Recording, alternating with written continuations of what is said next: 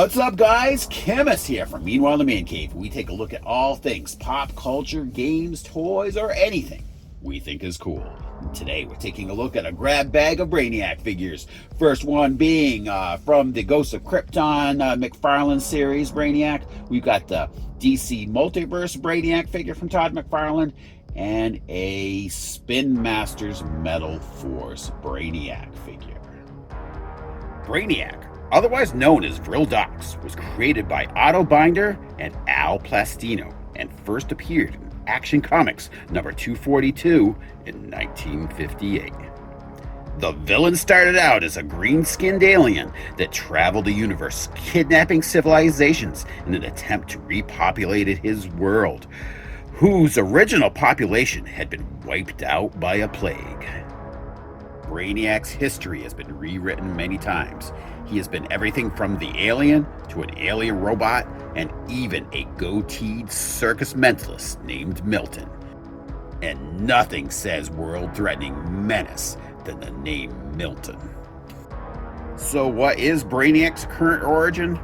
Well, it's actually all of them, because the being of Brainiac is a being who performs constant upgrades on himself while making copies of his own consciousness and sending drones throughout the universe.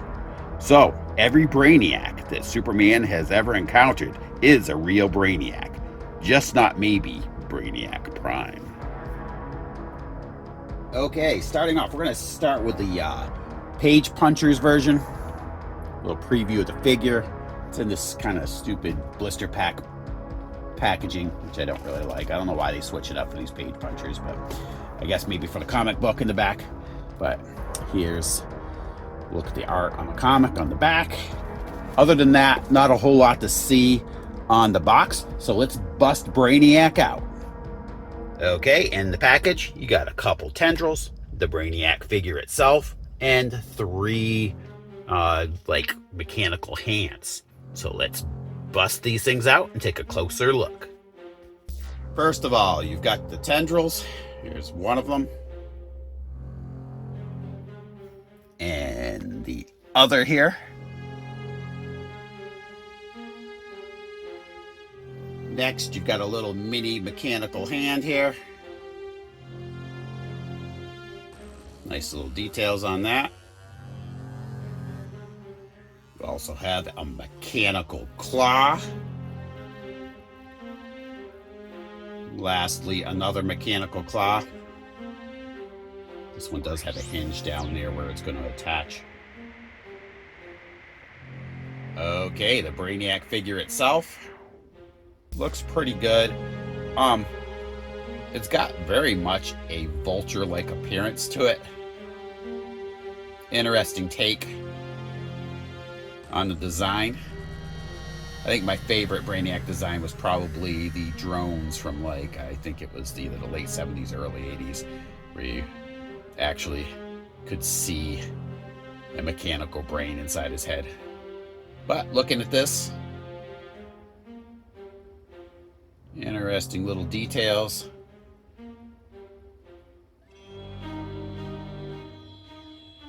Looks pretty cool. Got like a slicing hand here. Looks like a lot of articulation points. We're going to take a look at those in a little bit here. And you got the back, where you're going to attach some of those mechanical arms and tendrils. Down near his lower back, it looks like you got Brainiac's face. It's actually kind of cool. Okay, let's get some of these appendages on and then check out his articulation. All right, got his parts on here. What's kind of nice is you can switch those up. So a lot of these appendages you can switch into different receptacles for a different look. So I do really like that. That's kind of a cool thing. So let's start off with his articulation here. You got your left and right motion. Got a little forward. Got some back. As far as his arms go, forward. And obviously get this arm here out of the way. Some back. You got your lateral movement here. You also have some twisting right here at these different little joints right here around the elbow. Obviously you have your elbow forward and back as well. You can also turn that other hand at that base as well. This looks like it should angle. It doesn't really move. I don't know if that's by design or what, but it doesn't move, and I don't want to force it because I don't trust this plastic. So usually I say it's the same motions on the other arm, but I'm not sure here. So we're going to test that out too. Obviously your forward and back, your lateral motion. You do have that twisting above the elbow and below the elbow there, and obviously the bending at the elbow. At the wrist, there is angling at that wrist, so you can move that around. It twists as well as angles. So do have some motion there. That's kind of nice. At his waist, you can twist as well. And there is a bit of motion there forward and back as well. At the legs, get your lateral movement, forward, back. You've got double knee joint. No twisting anywhere though for angling at the hip or at the knee. At his foot, you can bend that forward and back as well as swivel. So, as far as these extra appendages, this looks like it should have an elbow joint at it. It doesn't seem to move. So I don't know if that's by design or not, but on my particular figure, it's either isn't supposed to move or it's seized up. These you can move around at the base, all the hands. That's basically all the motion those have. These tendrils aren't bendy at all, which I thought maybe they would be. As far as that arm we were looking at earlier, you can move that around at its like shoulder point and twist it and move it. So that seems to be the limit of this articulation. Let's get this guy into some poses and I'm gonna let you know what I think. Okay, so got him into some poses here. I gotta say, I really like this figure. I didn't have any particular problems getting him into poses that I was satisfied with. I do recommend using the supplied figure stand. That's going to give you a lot more options as far as dynamic poses, because otherwise his center of balance is going to be thrown off if you're not really using that. I love the fact that you can change out how those different appendages are attached. That allows you to get a variety of different looks, especially if you have more than one of these figures. The one thing I would have changed is I would have made those, just plain tendrils that didn't have any hands on them. I would have made those bendy so you could have gotten a little more variety out of those. But overall, I gotta say, I am pretty satisfied with his figure and I think he did a good job. So, without further ado, let's jump over to the next figure. Next, it's going to be the standard McFarlane Brainiac. Again, preview of the character. Not much to see on the side besides the title of the character and a little Brainiac art on the back. So, let's stop wasting time and bust this Brainiac out of his cardboard prison. Not much to see on here, just a collector's card with a repeat of that artwork on the back of the box and a figure stand. All right, what's in the package with the normal Brainiac here from Todd McFarlane? We've got a couple tendrils here on the side, the figure itself, and two more tendrils. Taking a closer look, the two first tendrils are going to be like needle-like. And the second two are more claw-like with like a needle-like protrusion in the center. Okay, as far as the figure itself, here he is. Looks pretty good, modeled pretty well. I might have added a little more weathering to the figure, maybe to give it a little more character. On the back, you've got the receptacles for those tendrils. So let's take a look at his articulation here. Starting off with his head, you've got your left and right motion, as well as forward and back. And you can tilt the head a bit side to side. Arm-wise, lateral movement.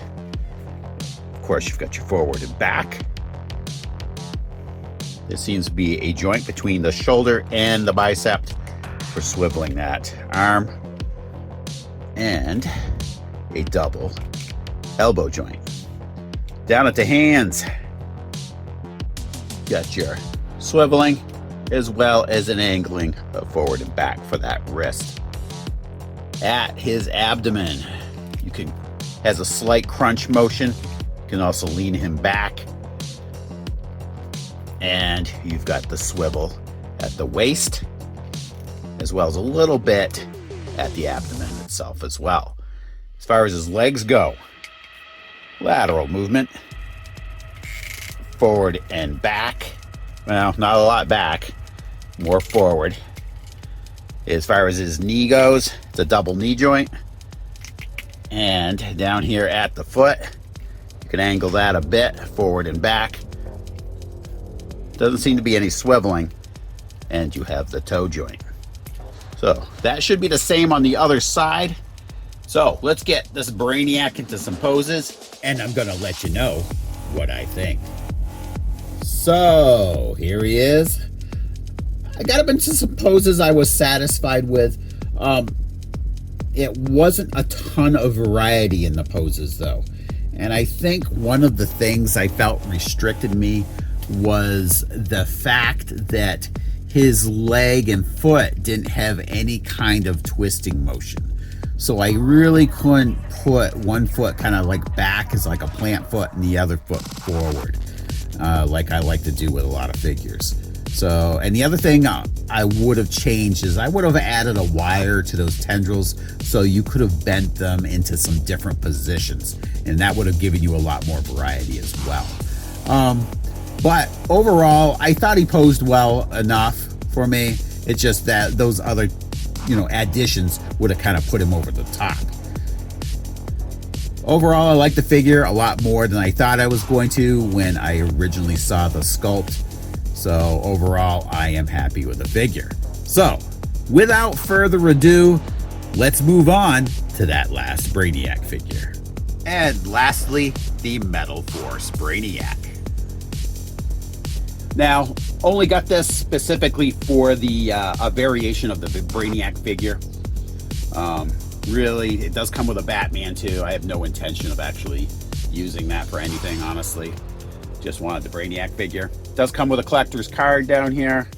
Some basic artwork on the back. Very toy-like. Picture of the figures on the side. And some more just miscellaneous pictures of the figures and the cards on the back. So let's get this Brainiac out and take a look. So here he is, the Metal Force Brainiac out of the package. It feels very light as far as the plastic being used for this. The modeling on the face inside the domed head looks pretty decent. Other than that, the paint job is fairly basic. The modeling's not terrible. But like I said, this thing is extremely light. I could tell it was only $5, so, it's not terrible there. There's where you put all the tendrils in. If you wanted to put your own, take with some paint, your own paint on it, you could probably step it up a little bit. Let's take a look at this articulation. We're going to start off with these arms. All they do is go forward and back. There is no lateral movement, and that elbow doesn't articulate at all. The legs, well, they're gonna go forward a little bit, and that's about it. That's the extent of this thing's articulation here for the actual limbs. The head's not gonna go anywhere because it's inside that dome. As far as these tendrils, they do swivel back and forth. And these bottom ones, like the middle ones, they do have a hinge, so you can angle them as well as swivel. So it's kind of crazy that that's the most articulation you're getting here. And you get that same thing on the bottom ones. Why they didn't put any in the top ones, I don't really know, or make those tendrils kind of bendy with a wire. Kind of weird, but I don't know. I mean, you know, the thing was $5, so I guess I don't have a whole lot to complain with there. But overall, I think it's fairly cheaply made. And I probably am going to use this mainly as a backdrop to go with my other Brainiac figures. So let's get him out and put him with the other Brainiacs. So here he is with the other Brainiacs. I gotta say, as basically a backdrop for the other Brainiac figures in this collection, I do like it. I think it works well with that. Otherwise, as a figure by itself, it's definitely lacking, and I probably wouldn't bother with it. But in conjunction with the other two, it's definitely worth my while. So, overall, I like most of these Brainiac figures, especially the two from McFarlane. And I want to thank you guys for tuning in. And if you can, please tune in to the next episode of Meanwhile in the Man Cave. I'll talk to you guys later.